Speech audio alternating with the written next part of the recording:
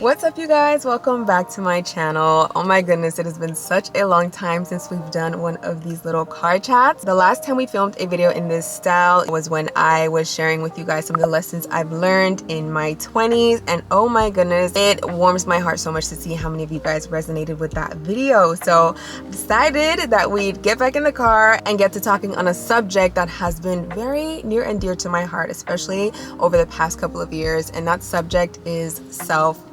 Today, I hope to challenge your ideals surrounding self-love. I want us to see it as something that is much deeper than the surface. Of course, taking care of the surface is very important. Caring for our bodies, self-care. You guys know I am very big on that, but it is even more important to take care of what's inside. So I hope you guys enjoy it. By the way, in no way am I saying that I have mastered self-love. It is an endless journey for each and every one of us. So I do hope that you are able to take away something from today's video. And without further ado, let's get into it.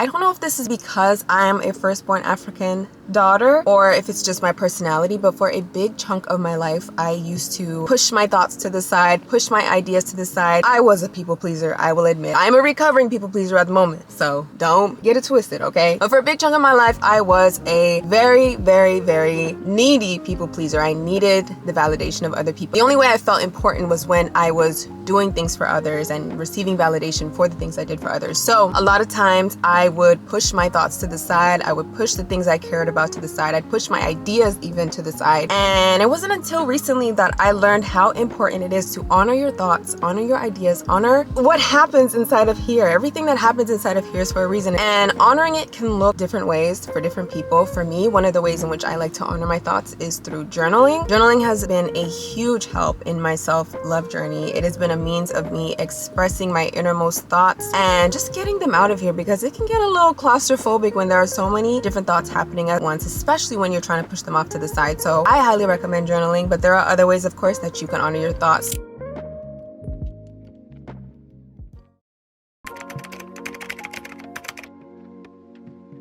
Number 2 is being tolerant of my flaws and the things I dislike about myself while still maintaining love for myself as a whole. Now, in recent years, we've seen a lot of conversations about the topic of self-love. And what I've noticed is that a lot of people speak about it in a manner where you either have the whole package of self-love or you have none. It's either all or nothing. And I want to challenge that idea with you guys today, because let's look at any other relationship we have within our lives, whether it be with our mother, whether it be with our sister, our best friend, your husband, your wife, whoever it may be. Even the people we love most, we are able to point out things about them that we don't like, but we still love them. But it is very normal and in fact very healthy to have things that we don't necessarily like about the people in our lives. And the same thing goes for us. You do not have to love every aspect of yourself. In fact, you don't even have to like every aspect of yourself, but to love is to be tolerant of even the things you don't like. We did not come to this life to be perfect. You and I, we have our flaws, and whether we fix those flaws today, other flaws will arise tomorrow. So as long as we are here, as long as we are humans, as long as we are flawed, it's so important that we grow a level of tolerance towards the things that we dislike about ourselves, rather than being so extreme, either having complete hatred for it or forcing this love for these things when you don't actually like these things to begin with. Being tolerant of your flaws is one way to develop a much healthier relationship with yourself as a whole.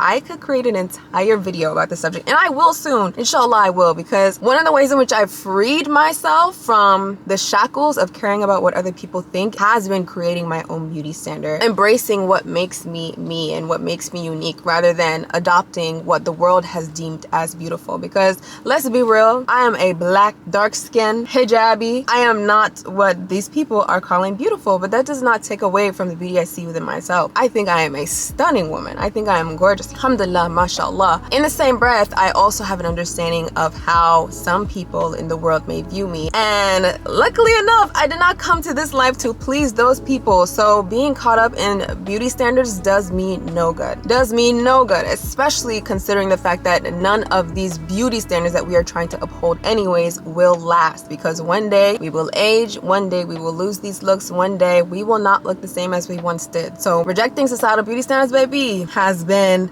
one of the best things that I have done for my mental health, my self-image, body image. And this is a constant process, guys. It's not something that you just do when you reach a point of enlightenment at some point. It is a constant battle. But every day I am choosing myself. I am choosing the way Allah has created me. And I'm choosing to see that as beautiful rather than chasing something that has not been written for me. Why would I stress myself out like that?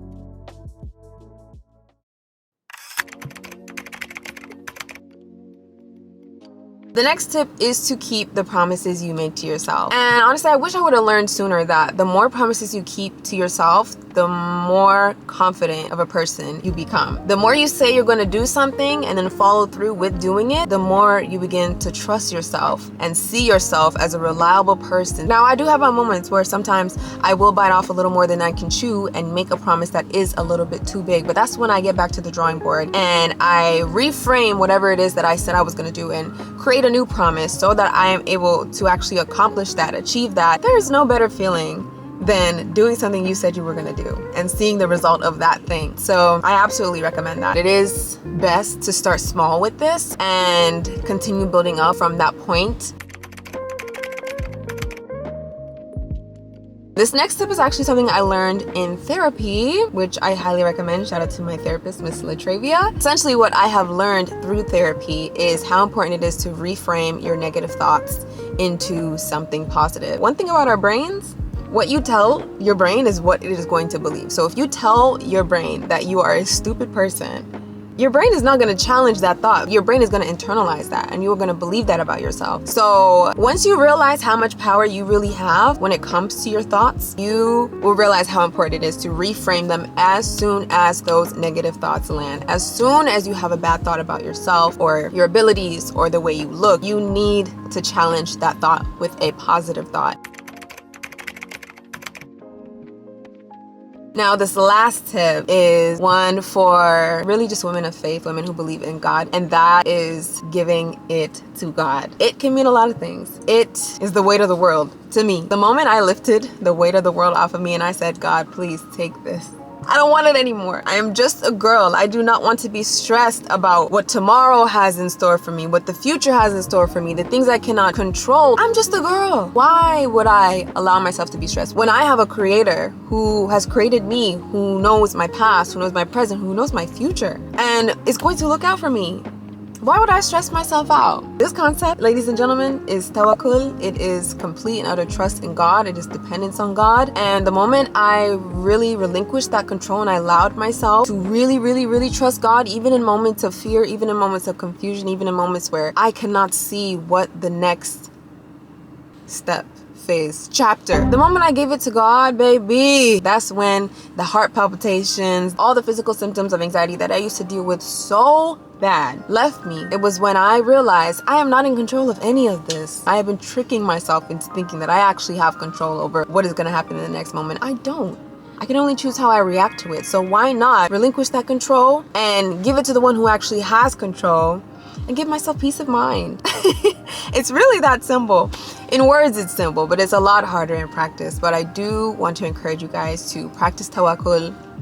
Practice trusting Allah. Practice not feeling like you need to know everything and know what's going to happen and know what your next move is. You will never know. So it's best to put that trust into the one who does know and the one who has control and the one who can protect you, the one who can guide you. So yeah, tawakkul has definitely been life-changing as a whole, but certainly for my self-love journey as well.